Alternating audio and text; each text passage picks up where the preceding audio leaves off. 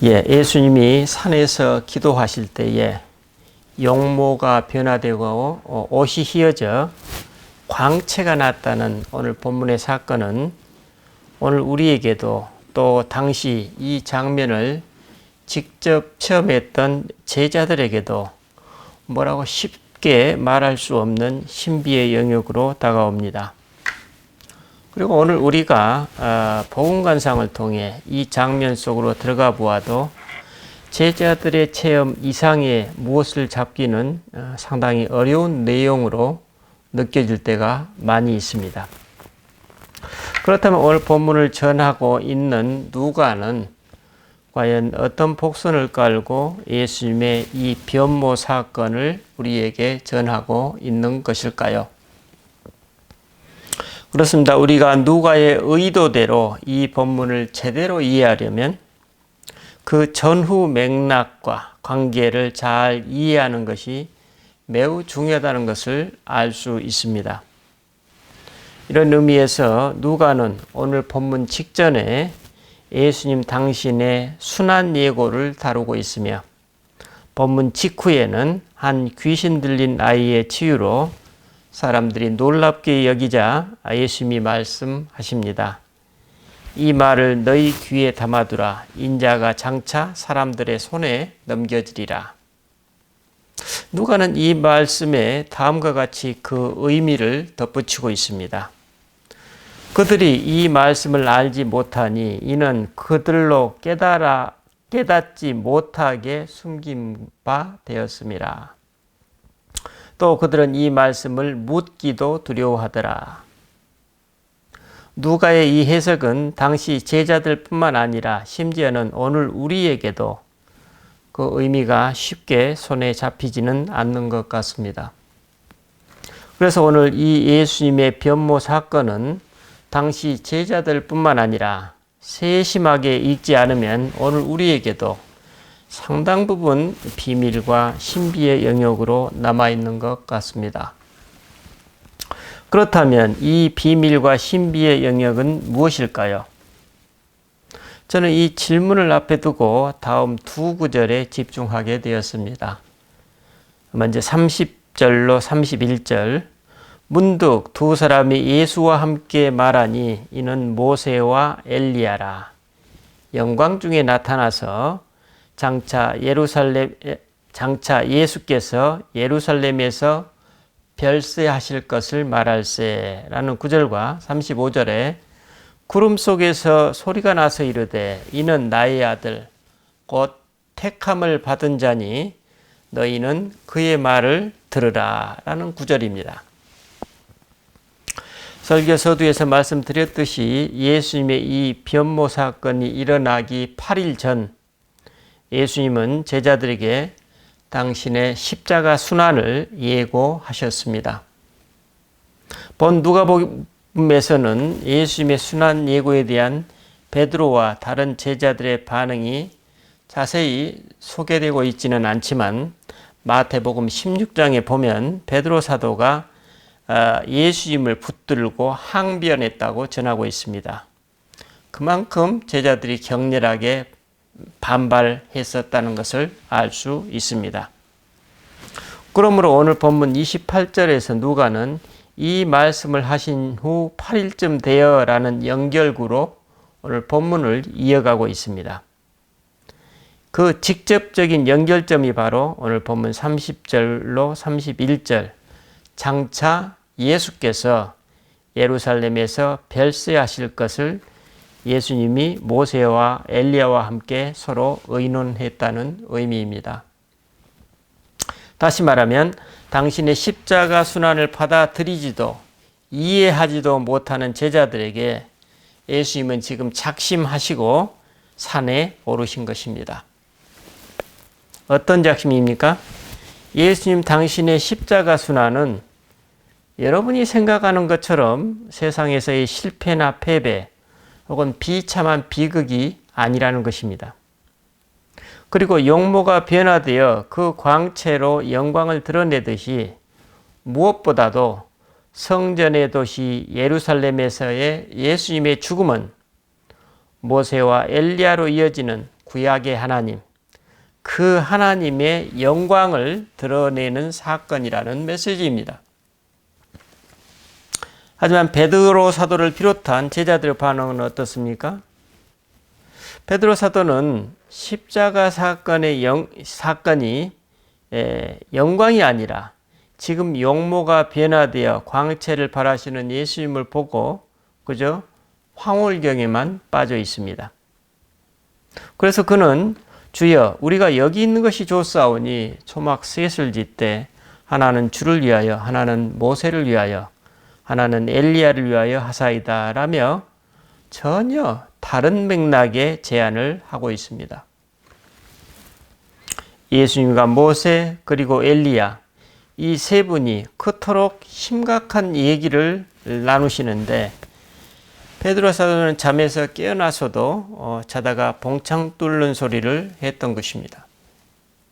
그는 자신의 소견에 듣고 싶은 대로 보고 싶은 대로 느끼고 싶은 대로 그 상황을 읽고 받아들였던 것입니다.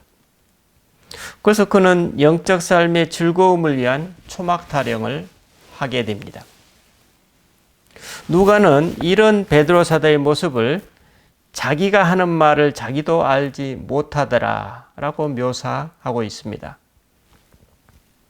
예수님이 영광 가운데 예루살렘에서 별세하실 것이라는 이야기. 다시 말하면 예수님이 예루살렘에서 별세하셔서 하나님의 영광을 드러내실 것이라는 이 하나님의 비밀을 바로 옆에서 직접 보고 들으면서도 제자들에게는 여전히 그것이 알 수 없는 비밀이고 신비로 남아 있습니다. 하나님은 이런 베드로 사도를 보시고 그의 시야를 가리는 모든 것을 구름으로 덮어버리십니다. 그들의 눈과 귀와 감각을 홀리고 흐리게 하는 것들로부터 분리시켜서 하나님 속으로 더 깊이 초대하십니다. 그리고 당신의 말씀을 직접 건네십니다. 34절로 35절입니다. 구름 속으로 들어갈 때에 그들이 무서워하더니 그랬어요. 구름 속에서 소리가 나서 이르되 이는 나의 아들 곧 택함을 받은 자니 너희는 그의 말을 들으라.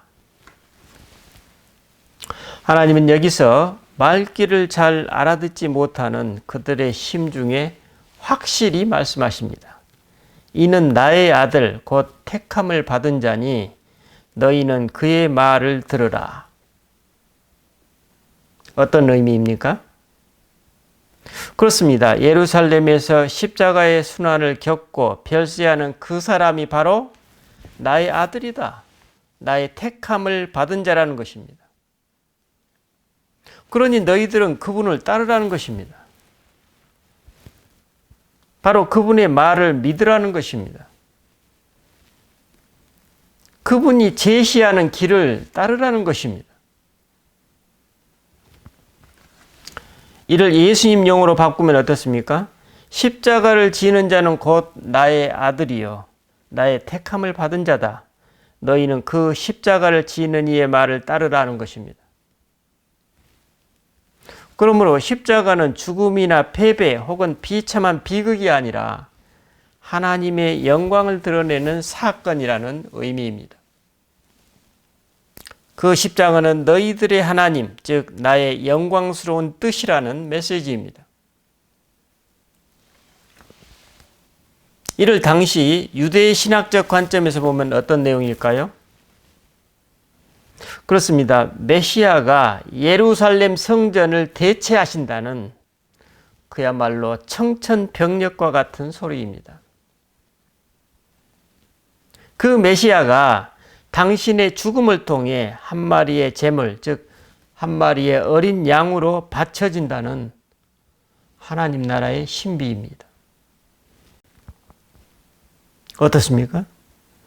메시아가 세상의 죄를 위한 제물이 된다? 그 죽음은 말할 수 없이 큰 죽음이겠죠. 그래서 하나님은 예수님이야말로 당신의 아들이다.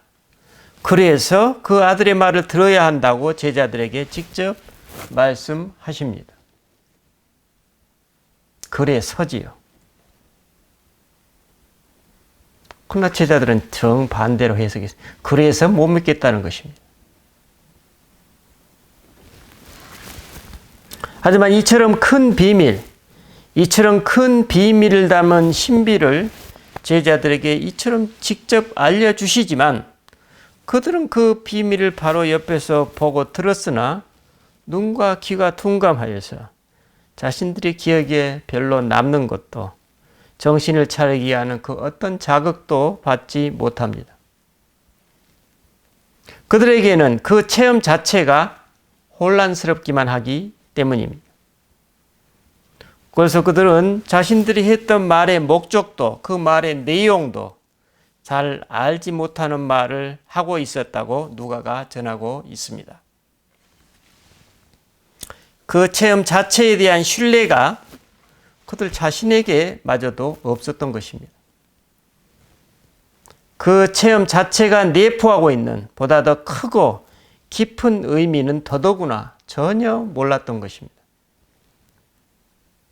예루살렘 성전에 대한 청천벽력을 알리는 이 장면을 보여주고 있는 그 엄청난 폭발력에 대해 그들은 전혀 예상하지 못했던 것입니다.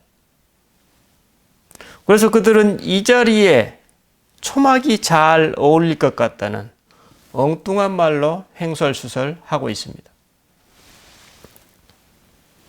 그래서 그들은 이처럼 큰 말씀, 이는 내 아들이다. 너희는 그의 말을 들으라는 음성을 직접 자신의 귀로 들었으나 아무런 감흥도 어떠한 여운도 느끼지 못합니다. 그러니 그들에게는 이 경험을 통해서 세상 사람들에게 전할 내용도 전할 대상도 없게 됩니다.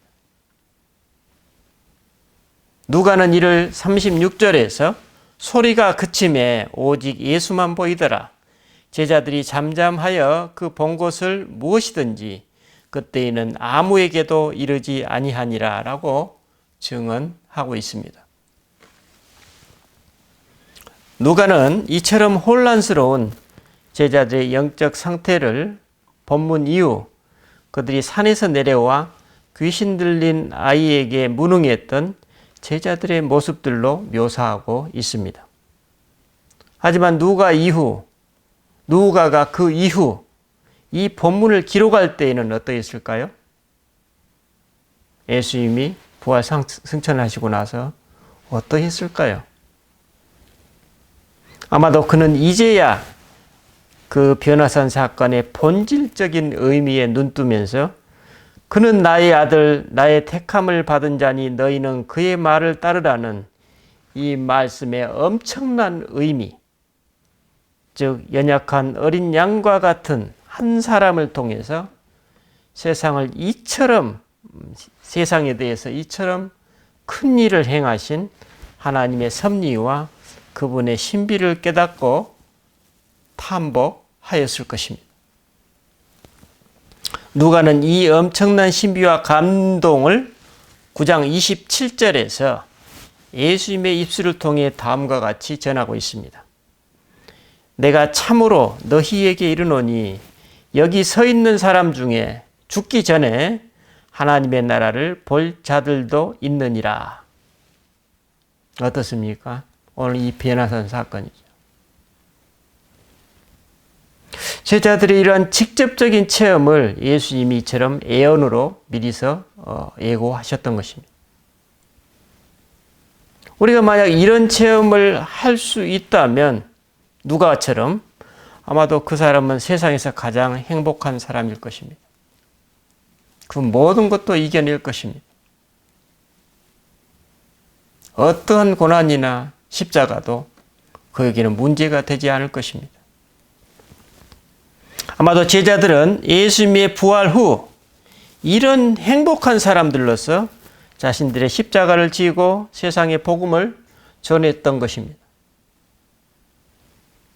여러분, 우리는 오늘 본문에서 특별히 주목할 부분을 발견합니다. 본문 34절로 35절입니다. 이 말할 즈음에 구름이 와서 그들을 덮는지라. 구름 속으로 들어갈 때 그들이 무서워하더니 구름 속에서 소리가 나서 이르되 이는 나의 아들 곧 택함을 받은 자니 너희는 그의 말을 들으라. 우리는 바로 이 지점에서 질문하지 않을 수 없습니다. 제자들은 왜 이처럼 하나님의 이 엄청난 음성을 직접 들었지만 그 음성이 유효하게 그들의 가슴에까지 이르지 못했을까요? 그렇습니다. 여기서 구름 속으로 들어가는 것, 즉 하나님의 임재 속으로 들어가는 것은 사실 내 자신의 죽음 속으로 들어가는 것과 같기 때문입니다. 왜냐하면 우리는 바로 그곳에서 나를 에워싸고 있는, 여러분 요새 제가 가끔씩 백패킹 등산 가는 그 유튜브를 가끔씩 보는데 거기에 등산 갈 때 그 등산하는 사람들의 옷을 입는 그런 체계를 이렇게 얘기하는 걸 봤습니다. 그러니까 가장 속에 입어야 할 베이스 레이어라고 표현하죠. 측막, 베이스 레이어, 그 다음에 가운데 입는 미드 레이어, 그 다음에 제일 밖에 입는 아우터 레이어.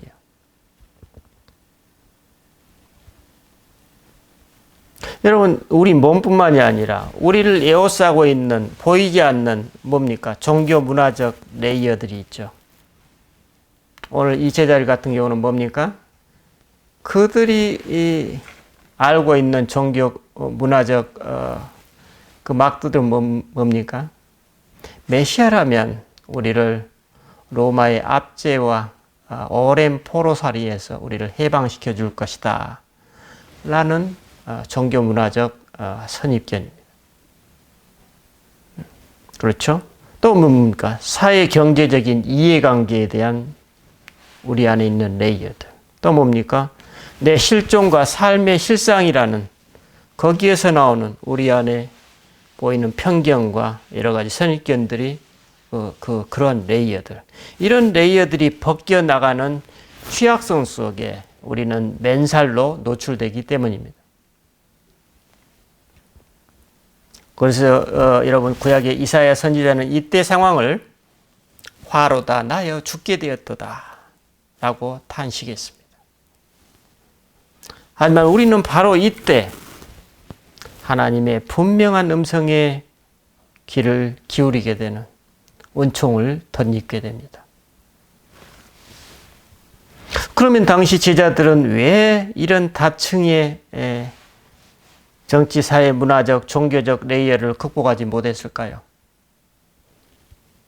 어떻게 하면 그런 레이어들을 꿰뚫을 수 있는 영적 감각을 우리가 익힐 수 있을까요? 아니면 회복할 수 있을까요?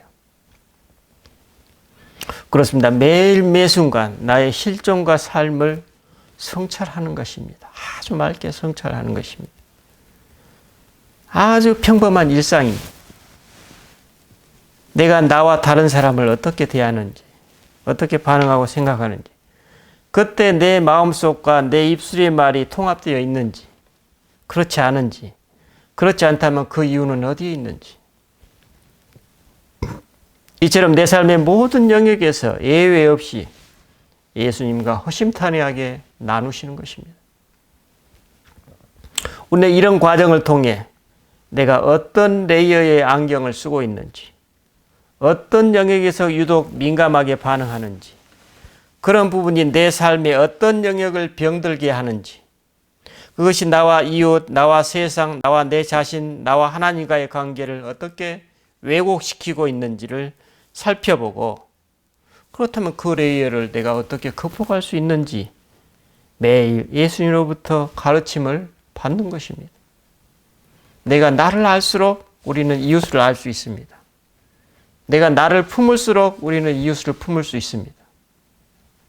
그것이 바로 오늘 우리 혼란한 사회 가운데 하나님이 우리에게 주시는 메시지입니다.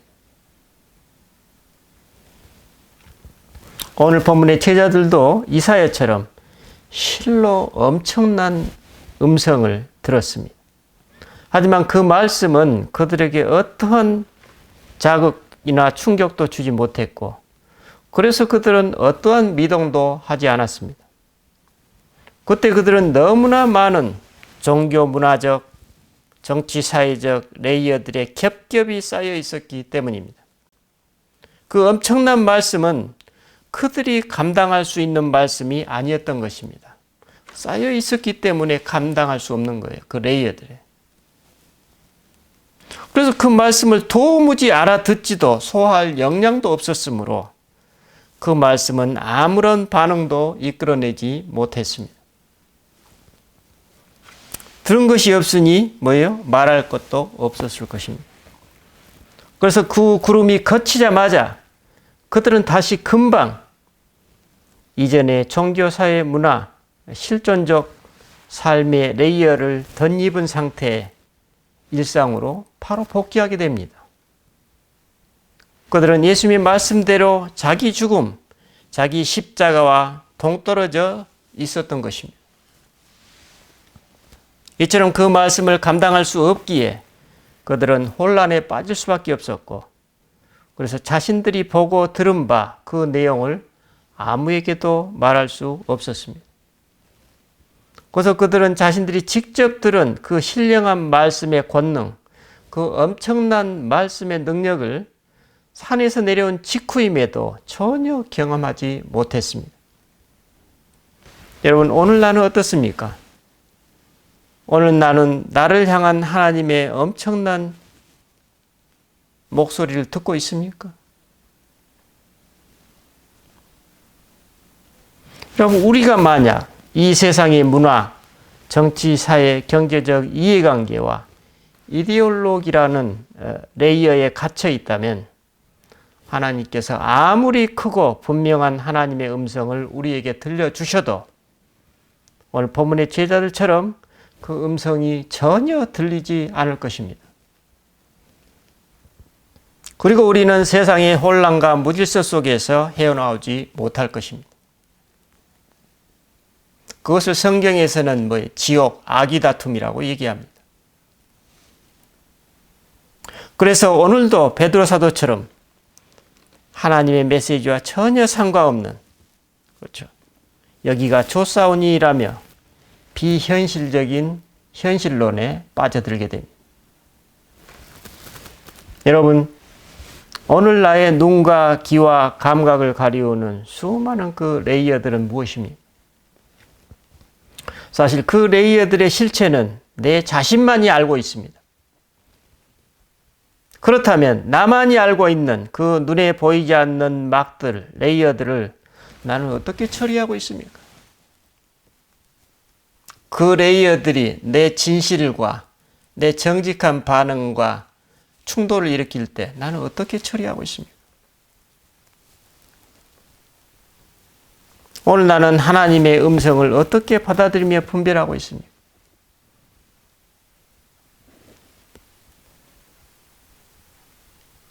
눈에 보이는 성전, 예루살렘 성전을 그리스도께서 완전히 대체하신다는 천지개벽의 음성이 오늘 내 안에서도 역사하고 있습니까?